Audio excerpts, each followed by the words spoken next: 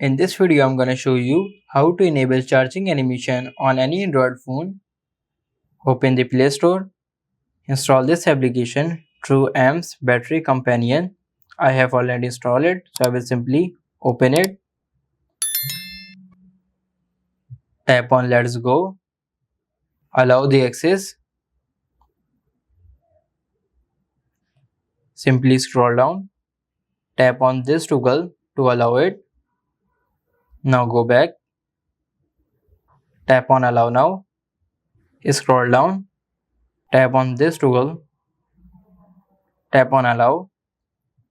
Now go back, go in Animation, select the animation from here.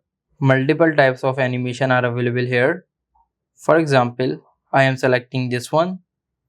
I will simply tap on Save. As you can see, charging style saved. Now let's check it out.